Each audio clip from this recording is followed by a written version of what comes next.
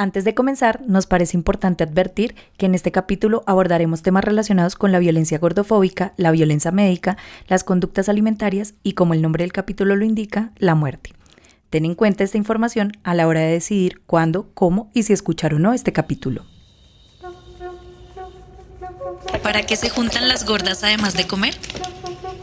Voraz, un podcast de gordura y resistencia.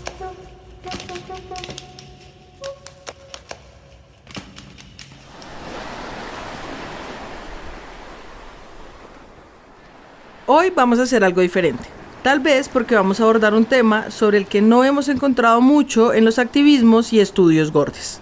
Y sabemos que esto puede ser puro desconocimiento de nuestra parte, así que les invitamos a compartirnos lo que conozcan frente al tema. De cualquier manera, decidimos hablar sobre la muerte porque nos parece necesario abrir esta conversación, porque es un tema que conecta con experiencias muy personales y pocas veces se pone sobre la mesa. Queremos construir la ilusión de un espacio íntimo, seguro y cuidadoso para hablarles de la muerte, por lo que creemos que es más bonito hacerlo desde la primera persona, desde la cuerpa. Entonces, Silvi, te cedo la palabra. Recuerdo que tenía 15 o 16 años cuando acudí a una cita médica para revisar un problema que resultó ser un hongo bastante común y fácil de tratar. Sin embargo, como casi siempre, el médico convirtió esa cita en una conversación sobre la necesidad de bajar de peso y mencionó la lista de enfermedades o condiciones que, como todas las personas profesionales de la salud con las que he interactuado, considero que voy a tener o más bien a padecer. En este caso, además de hipertensión y diabetes, me dijo que mi corazón estaba sobrecargado por ser un músculo al que mi gordura sometía a un sobreesfuerzo constante. Me dijo que mi corazón se haría cada vez más grande y que llegaría un día en el que ya no cabría en mi caja torácica y eso me mataría. Sí, por gorda. Según él, en cualquier momento me iba a dar un patatús y adiós.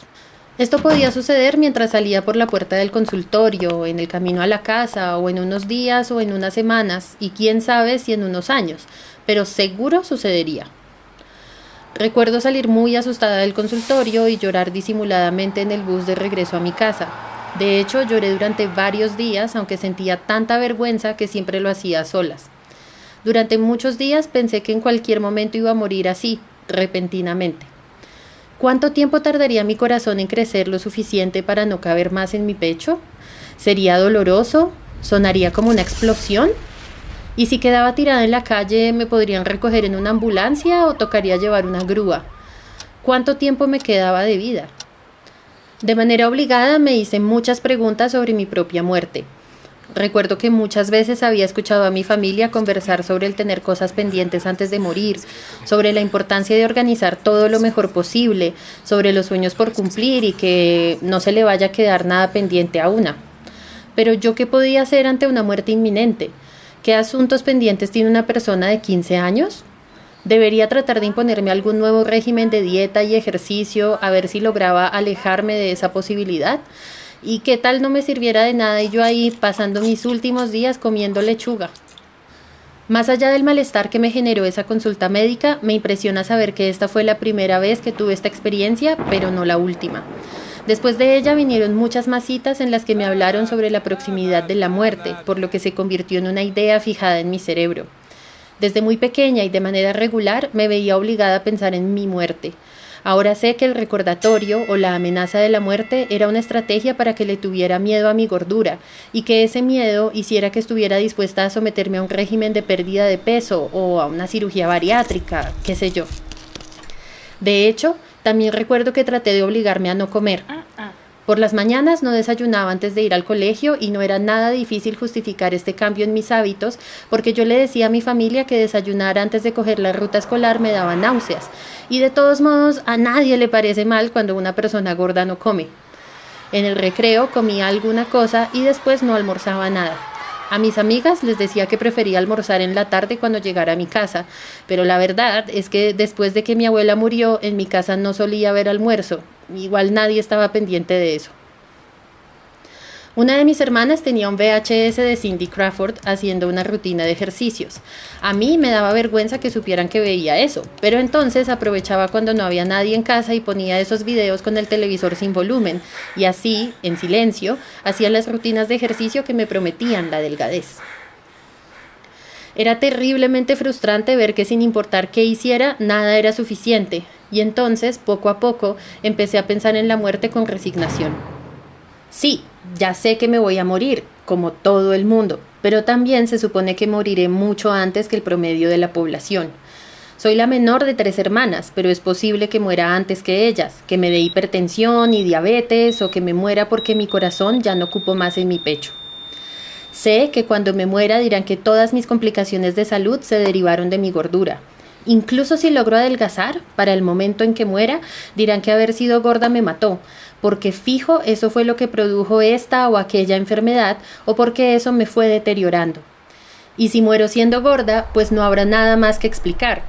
Nadie va a preguntarse si, quizás, algunos de mis problemas de salud tuvieron que ver con el daño que me pueden generar los múltiples caminos que tomamos para tratar de adelgazar, ni con el estrés y lo que puede generarle a tu salud mental y emocional que te recuerden constantemente tu propia muerte y que te culpen por eso. De cualquier manera, no buscarán explicaciones, no cabrá la posibilidad de que descubran que omitieron alguna condición o enfermedad por haberse concentrado en mi gordura. Hace poco encontré un artículo sobre una mujer gorda llamada Ellen Mott Bennett que murió en 2018 a causa de un cáncer inoperable. Su muerte se volvió noticia porque pidió que su obituario dijera, abro comillas, un último mensaje que Ellen quiso compartir fue el de la humillación que sufrió por parte del personal médico a causa de su peso. Durante los últimos años en los que no se sentía bien, buscó ayuda médica en múltiples ocasiones, pero nunca encontró apoyo o sugerencias que no se concentraran en la pérdida de peso. El último deseo de Ellen era que las mujeres gordas hicieran valer su muerte defendiendo firmemente su salud y rechazando la idea de que la gordura es el único problema de salud relevante. Cierro comillas. Algo similar pasó con la cantante y compositora trans gorda llamada Chini Taga.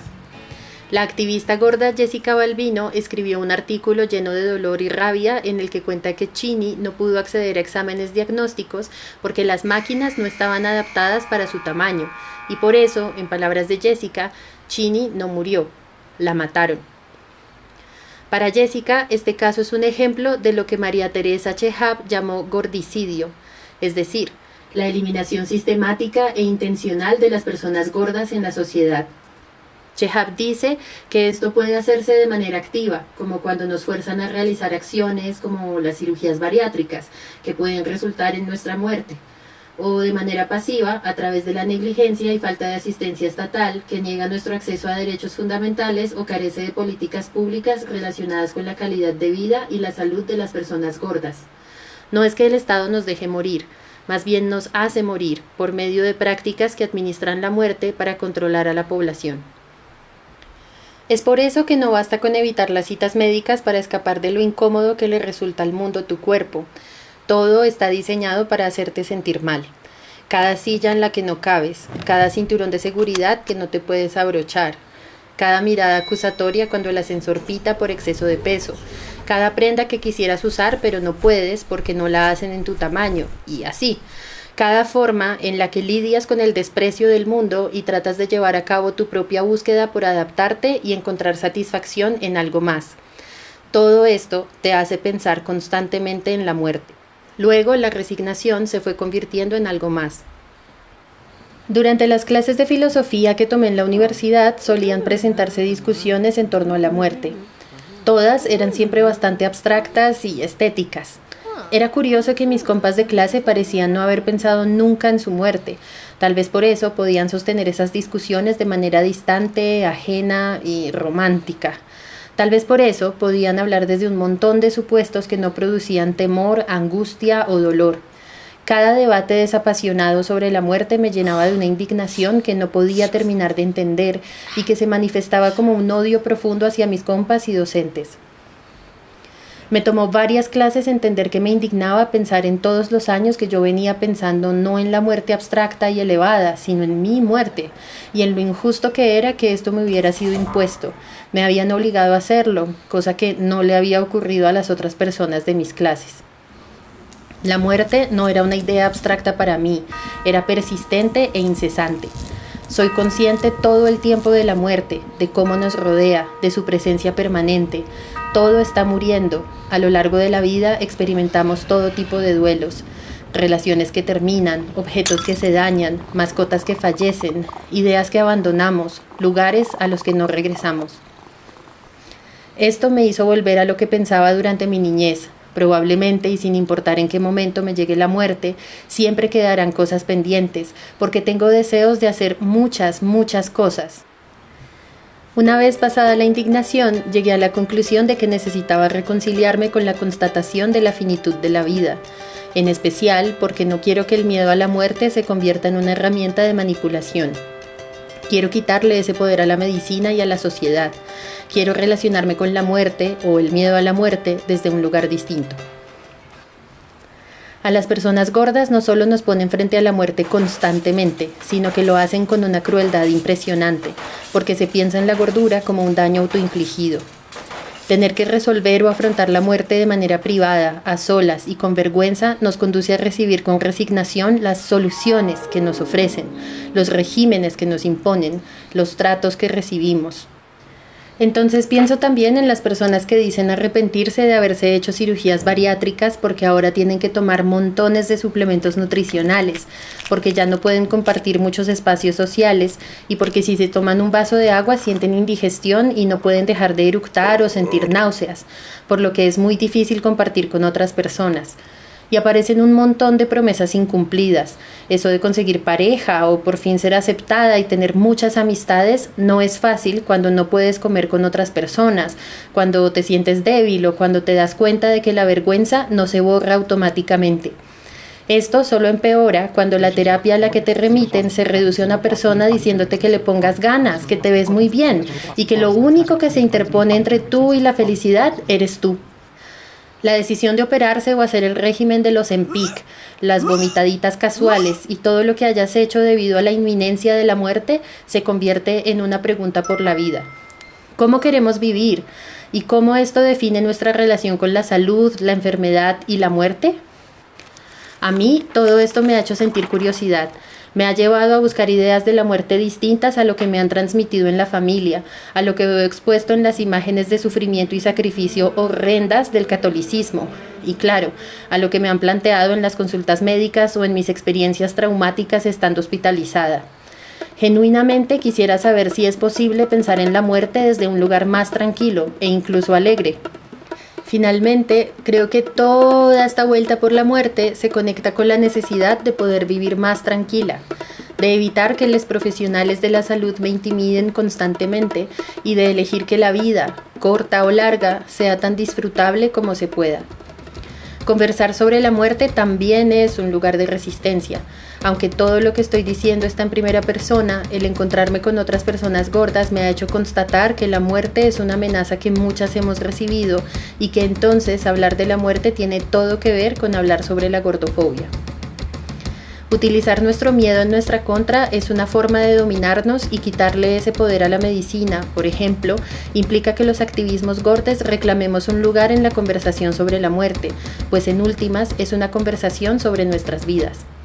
Transformar nuestra relación con la muerte es posible y tal vez resulte menos difícil y doloroso si lo hacemos en colectivo, si hacemos de ello una apuesta política en nuestros activismos. A mí también me da miedo, me tiembla la voz y se me aguan los ojos cuando lo apalabro, pero estoy convencida de que nos debemos esta charla y de que abrirla nos hará más libres. Sabemos que este es un cierre denso para la primera temporada de Voraz, pero queremos invitarles a pensar sobre esto de la manera más tranquila y amorosa posible, mientras nos podemos volver a encontrar para abordar todos los temas que se nos quedaron pendientes en este primer bocado de gordura y resistencia. Si quieren compartirnos sus reflexiones o anécdotas, si quieren desahogarse o rotarnos material que les parezca bonito o importante sobre los temas que abordamos en esta temporada, no duden en escribirnos por Instagram al perfil de Gorda Sin Chaqueta. Muchas gracias por acompañarnos durante esta temporada y recuerden, Uníos, no tenéis nada que perder.